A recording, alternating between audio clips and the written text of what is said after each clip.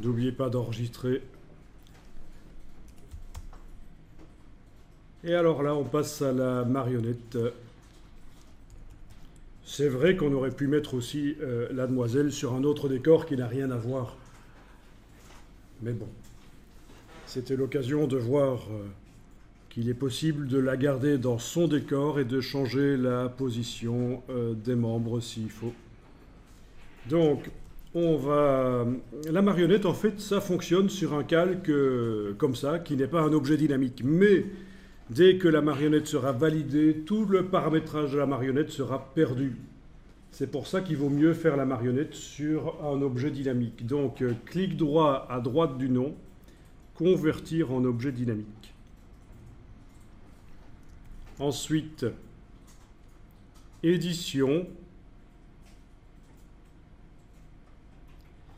Édition, déformation de la marionnette. Où est-elle? Ah voilà, déformation de la marionnette.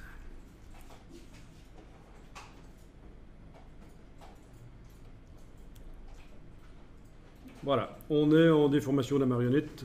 Il y a le petit signe V, le sens interdit qui sont là au-dessus. Si ce n'est pas le cas, vous cochez afficher filet.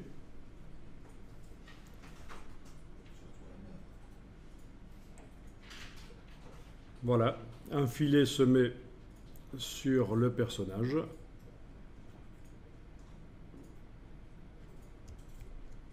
Si on a affaire à un personnage avec des bords flous, et c'est le cas ici, avant de commencer à faire la marionnette, il faut jouer sur l'expansion.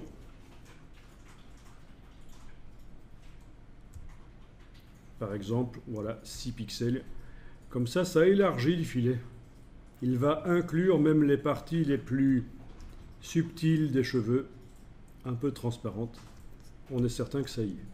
Donc, typiquement, quand vous avez affaire à un animal à poil, c'est ce qu'il faudra faire. Élargir le filet, sinon d'un animal à bord flou, à poil duvet, vous allez avoir au final un animal à poil ras, bien coupé net, à cause du fait que vous avez oublié de faire l'expansion. Donc il ne faut pas oublier ça.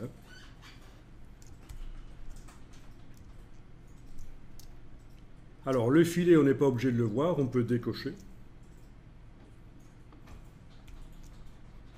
Et on va mettre des punaises à différents endroits.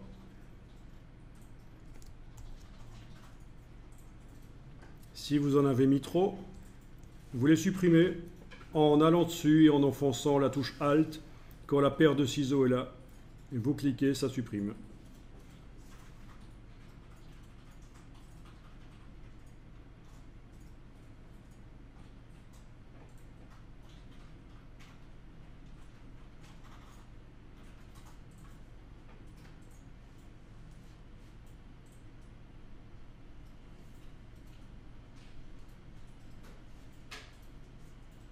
Ça lui fait pas mal, vous savez.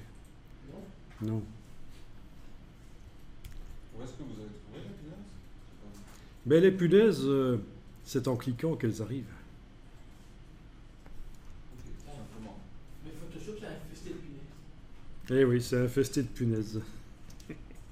Pour s'en débarrasser, c'est pas facile. Et des fourmis aussi. Et des fourmis, oui, il y a de tout en fait.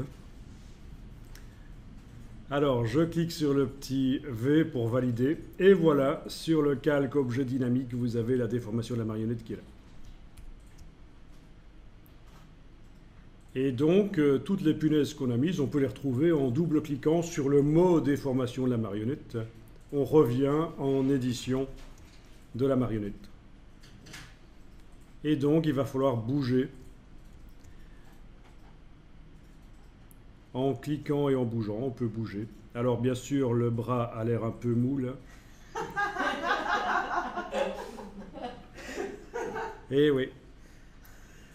Il faudra veiller à ce que ce soit rigide. Alors, densité, densité OK. Mode rigidité, ça va peut-être un peu aider.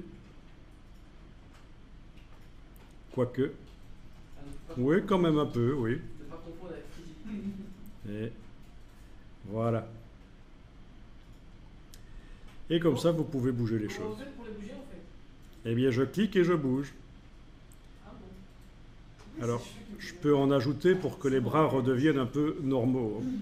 Parce que c'est vrai que c'est un peu pénible. Oui, oui, il faut ajouter des points. Bon, il faudra la retouche après, hein. Ah oui. Il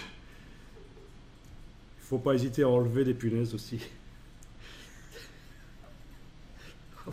On se croirait dans Bob l'éponge. Ok. Alors, on peut tourner aussi. Avec la touche Alt, mais sans aller sur la punaise, vous pouvez tourner. Ah, ça va tout de suite mieux, hein. La touche Alt sans aller sur la punaise. Bon, s'il y a des retouches à faire, on les refera après, hein. Ça ne fait pas tout, hein. Et ça vous fait rire des bêtises pareilles.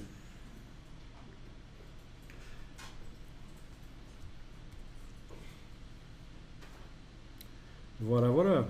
Bon, ben ça c'est le principe.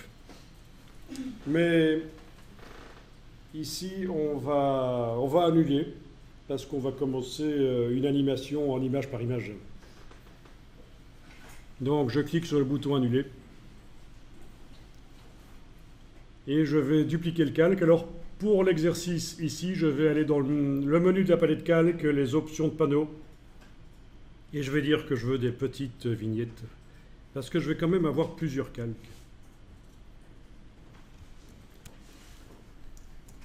Alors, je duplique le calque une fois, deux fois, trois fois, voilà. Le premier, là, je vais enlever l'œil et je vais le verrouiller complètement. Bon, pendant que l'œil est là, je verrouille complètement. Donc, double sécurité. Le premier, pendant qu'il est toujours affiché, je le verrouille. Puis j'enlève l'œil, je ne veux plus le voir. Ok. Donc c'est ma sécurité celui-là. D'ailleurs je peux le colorer, clic droit, je vais le mettre en vert. Ok, c'est mon calque sécurité. Donc double sécurité, j'enregistre régulièrement sous un nom différent et en plus j'ai gardé un calque qui est mon calque d'origine.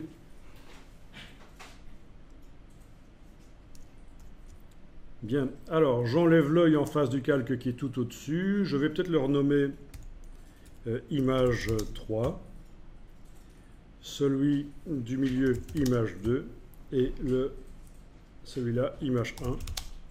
Ça va correspondre à des images de l'animation en image par image. Donc, image 3, il n'est pas visible. Par contre, image 2 est visible. Je double-clique sur déformation de la marionnette et je bouge les punaises. Voilà.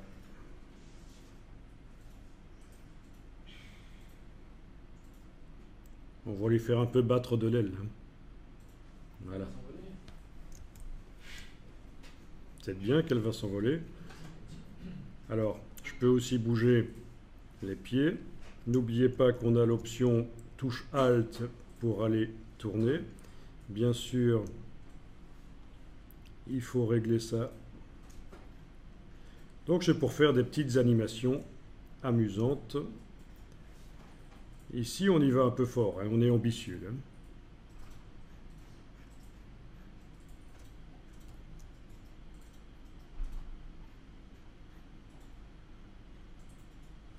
Alors il faut savoir que dans After Effects, vous avez également un système de punaises animable, mais meilleur que celui de Photoshop. Ça va faire les interpolations. Entre les différentes phases, ça fait les interpolations, ce qui n'est pas le cas actuellement de Photoshop. Les images entre les différentes positions seront calculées, ce qui n'est pas le cas actuellement de Photoshop. À moins que je n'ai pas vu la fonction, peut-être qu'elle est là et que je ne l'ai pas vue, mais d'après ce que je sais, dans After Effects, le système est plus intéressant.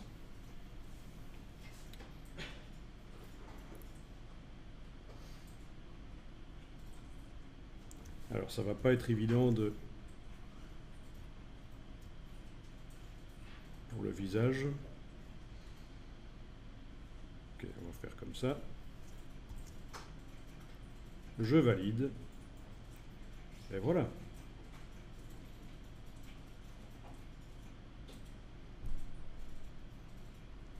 C'est un peu n'importe quoi là, vous faites bouger tout simplement.